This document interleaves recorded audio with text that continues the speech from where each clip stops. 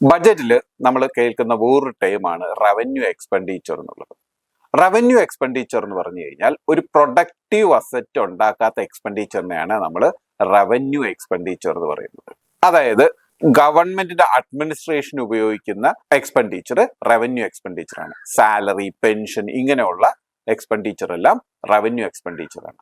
അതുപോലെ തന്നെ ഡിഫൻസിന് വേണ്ടി യൂസ് ചെയ്യുന്ന എക്സ്പെൻസ്, അതായത് ഡിഫൻസിന്റെ സ്മൂത്ത് ഫങ്ഷനിങ് വേണ്ടി യൂസ് ചെയ്യുന്ന എക്സ്പെൻഡിച്ചർ റവന്യൂ എക്സ്പെൻഡിച്ചർ ആണ്. അതായത് അവരുടെ അഡ്മിനിസ്ട്രേഷനും ബാക്കി കാര്യങ്ങളൊക്കെയാണ്. പക്ഷെ അവിടെ എക്വിപ്മെന്റോ വെപ്പണോ വാങ്ങിക്കുന്നത് റവന്യൂ എക്സ്പെൻഡിച്ചർ അല്ല, അത് ക്യാപിറ്റൽ എക്സ്പെൻഡിച്ചർ ആണ്.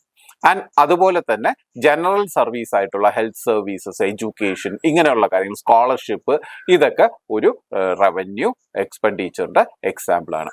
അതുപോലെ തന്നെ നമ്മൾ ഗ്രാന്റ് കൊടുക്കുകയാണെങ്കിൽ, യൂണിയൻ ഗവൺമെന്റ് ആണെങ്കിൽ സ്റ്റേറ്റിനോ അല്ലെങ്കിൽ ഒരു എക്സ്റ്റേണൽ ഏജൻസിക്ക്, എക്സ്റ്റേണൽ ആയിട്ടുള്ള ഒരു കൺട്രിക്ക് നമ്മൾ ഗ്രാന്റ് കൊടുക്കുകയാണെങ്കിൽ അത് റവന്യൂ എക്സ്പെൻഡിച്ചറിന്റെ ഭാഗമായിട്ട് വരും.